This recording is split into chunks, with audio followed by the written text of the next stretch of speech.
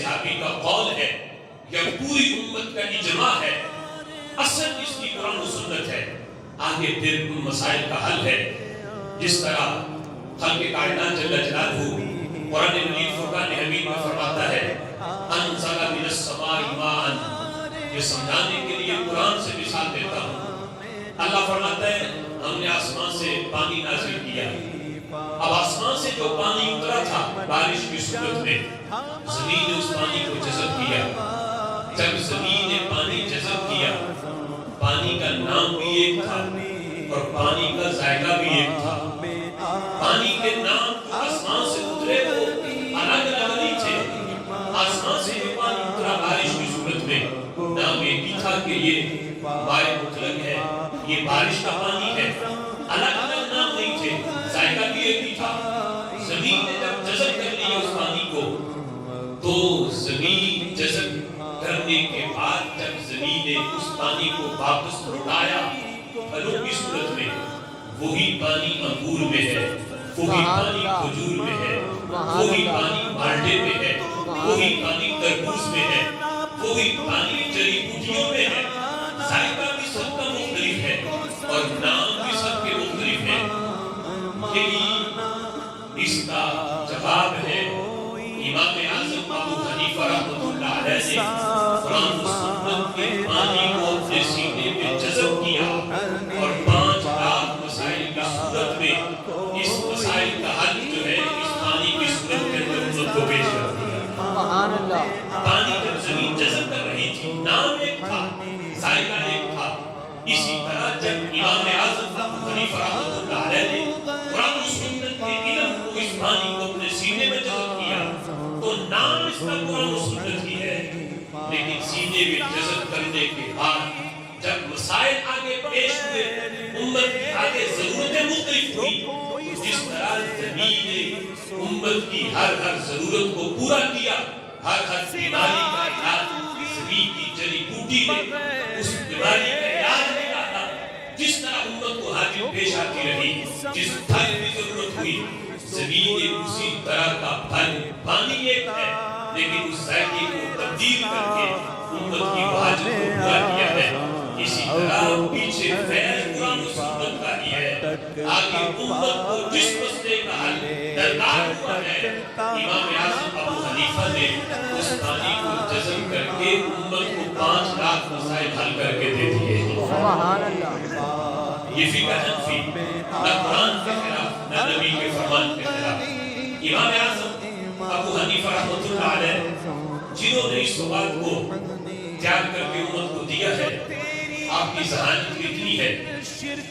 امام حضرت عبداللہ بن عمر رضی اللہ تعالیٰ عنہ کہتے ہیں، کہتے کنتو فی مجلس الاعمش، کہتے میں ایک دن حضرت امام اعمش کی مجلس میں بیٹھا تھا، اور امام اعمش وہ ہے کہ جو امام اعظم ابو حنیفہ رحمۃ اللہ علیہ کے استاد ہیں۔ دیکھو امام اعظم کی فقاہت اور ان کی سوچ اس درجے کی ہے، اللہ نے اس امت کو کتنی بڑی نعمت دی ہے حضرت امام اعظم ابو حنیفہ رحمۃ اللہ علیہ کی صورت میں۔ آپ فرماتے ہیں حضرت عبداللہ بن عمر کہتے کنت فی مجلس الاعمش، میں ایک دن حضرت امام اعمش کی مجلس میں بیٹھا تھا، تو کہتے وہاں ایک بندہ آ گیا، اس نے آ کے حضرت امام اعمش سے کوئی مسئلہ پوچھا۔ کہتے امام اعمش کے ذہن میں فی الفور اس مسئلے کا جواب نہ آیا، تو بنازع امام اعمش رحمۃ اللہ علیہ نے حضرت امام اعظم ابو حنیفہ رحمۃ اللہ علیہ کی طرف دیکھا، آپ ان کے شاگرد بھی ہیں امام اعظم، ان کی طرف دیکھا، فقال یا نعمان قل فیہا، اے نعمان بن ثابت، اے امام اعظم ابو حنیفہ، آپ بتاؤ کہ اس سوال کا جواب کیا ہے۔ جو یہ سائل مسئلہ پوچھ رہا ہے، یہ بات پوچھ رہا ہے، اس کا حل کیا ہے، جواب کیا ہے اس کا۔ تو امام اعظم ابو حنیفہ رحمۃ اللہ علیہ نے فوراً اس سائل کا جواب دے دیا۔ اس سوال کا جب جواب دیا تو امام اعمش نے پوچھا کہ تم نے جواب کہاں سے دیا؟ تو امام اعظم ابو حنیفہ رحمۃ اللہ علیہ فرمانے لگے فلاں حدیث استاد جی جو آپ نے ہمیں پڑھائی ہے، میں نے اس کا جواب سے دیا ہے جو بڑی احتیاط سے ہے. آپ نے ہمیں پڑھائی ہے اس حدیث سے میں نے اس کا جواب دیا ہے. اصل اس کی وہ حدیث ہے جو آپ نے ہمیں پڑھائی ہے. میں نے وہ حدیث لی ہی آپ سے ہے, پڑھی آپ سے ہے. جس وقت امام عامش نے حضرت امام ابو حنیفہ رحمۃ اللہ علیہ کا حدیث سے یہ استدلال دیکھا اور حدیث میں اتنی گہری سوچ دیکھی تو آپ فرمانے لگے حسبک اے نعمان, جتنا تو نے پڑھ لیا اتنا کافی ہے.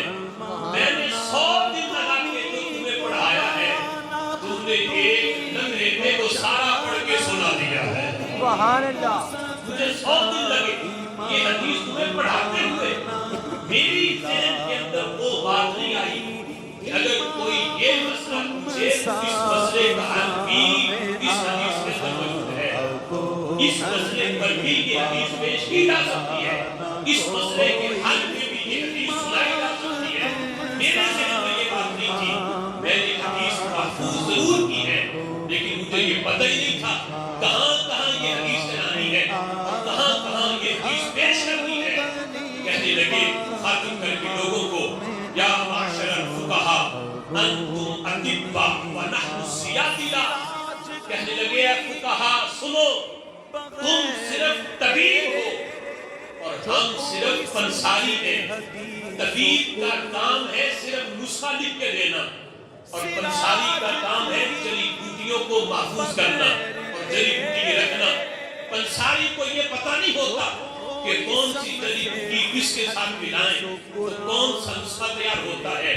یہ کام طبیب کا ہے. میڈیکل اسٹور میں لوگ دوائیں بیچتے ضرور ہیں لیکن انہیں یہ نہیں پتا کون سی گولی کس کے ساتھ ملائیں تو کس بیماری کا حل ہوگا. یہ کام طبیب کا ہے.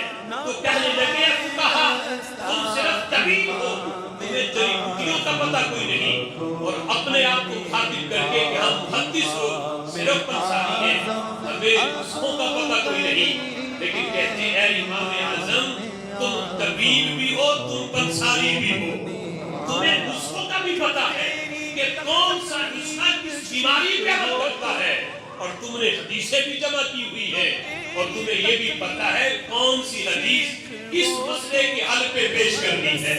ہم محدث ضرور ہیں, امام عامش کہتے ہیں ہم محدث ضرور ہیں, ہم نے احادیث کو جمع ضرور کیا لیکن ہمیں یہ نہیں پتا کہ کون سی حدیث کس مسئلے کے حل کو پیش کرتی ہے, کس حدیث سے کون سا مسئلہ حل ہوتا ہے, کون سی حدیث کس مسئلے پہ لگائی جاتی ہے. ہم نے حدیثیں جمع ضرور کی ہے, حدیثوں کو سینوں میں محفوظ ضرور کیا ہے. ہماری نصیحت پنساری والی ہے لیکن ہے امام اللہ نے تمہیں وہ شان دی ہے, تم محدث بھی ہو تم طبیب بھی ہو.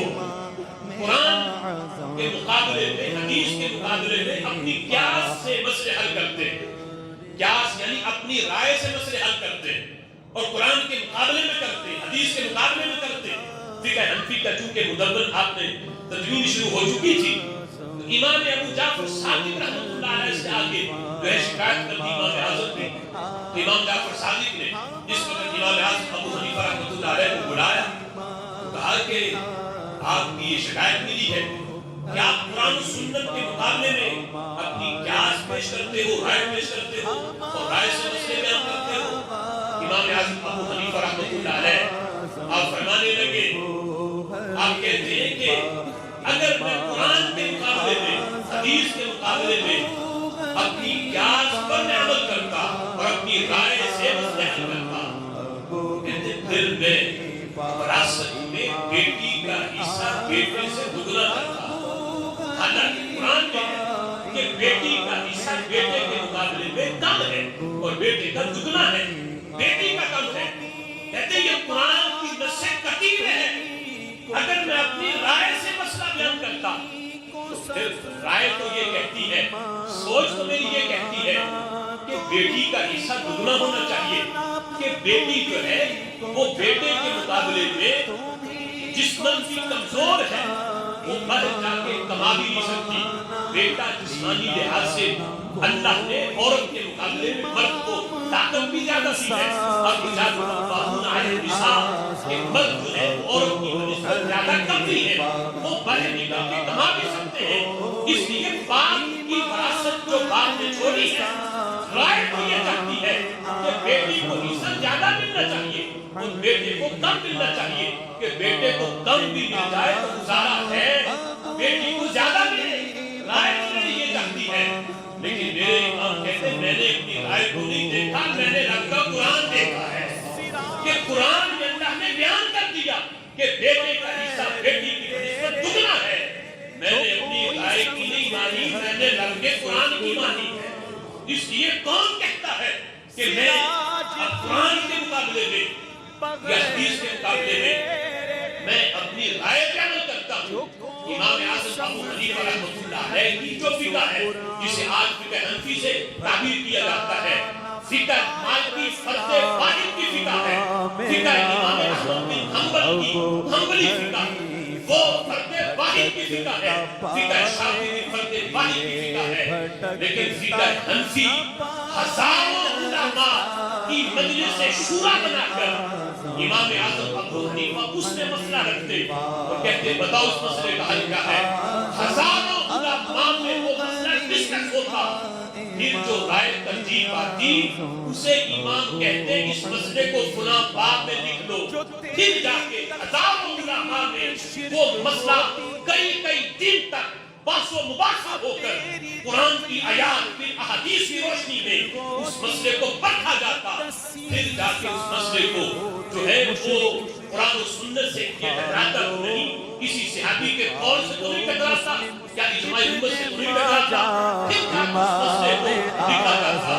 امام اعظم ابو حنیفہ رحمۃ اللہ علیہ کی فقہ یہ فرد واحد کی فقہ نہیں, ہزاروں علماء نے بیٹھ کے قرآن و سنت کی روشنی میں اس فقہ کو مدون فرمایا. کسی نے جب امام اعظم سے یہ شکایت کی, کہا کہ ابو حنیفہ امام اعظم ابو حنیفہ نے فلاں مسئلے پہ غلطی کی, تو آپ نے اسے ڈانٹا اور کہا سوچو تم کس کے بارے میں کہہ رہے ہو. امام اعظم غلطی کر سکتے ہیں, کہنے لگے جس کی مجلس میں امام ابو یوسف جیسے اور امام زفر جیسے صحیح ترین قیاس کرنے والے بیٹھے ہو, جس کی مجلس کے اندر لغت کے بڑے امام بیٹھے ہوں اور جس کی مجلس میں قاضی عیاض مالکی جیسے صوفی بیٹھے ہوں, کیا وہ بندہ بھی غلطی کر سکتا ہے؟ اگر امام اعظم غلطی کرتے کسی مسئلے میں تو یہ بڑے امام انہیں روک دیتے. جب انہوں نے نہیں روکا, انہوں نے اس مسئلے کو تسلیم کیا, تو پھر تم کیسے کہہ سکتے ہو امام اعظم ابو حنیفہ نے غلطی کی؟ ورنہ زمانہ غلطی کر سکتا ہے بعد والے, لیکن امام اعظم اللہ نے وہ فقاہت کی ہے اس امت کے لیے, اوپر وہ احسان کیا ہے کہ اس نے اکیلے کمرے میں بیٹھ کے اس فقہ کو مدون کیا. اگر اکیلا کرتا پھر بھی غلطی کوئی نہ ہوتی. انہوں نے ہزاروں علماء اور ہزاروں صوفیاء کی مجلس میں بیٹھ کے اس مسئلے کو قرآن و سنت کی روشنی میں پرکھ کے پھر قرآن و سنت کی روشنی میں اس مسئلے کو مدون کیا ہے. لہٰذا یہ غلطی نہیں کر سکتے, ہماری سوچ تو غلط ہو سکتی ہے. امام اعظم ابو حنیفہ کو رب ذوالجلال نے قیامت تک آنے والے مومنین کے لیے ایک نعمت کی حیثیت بنا دیا ہے.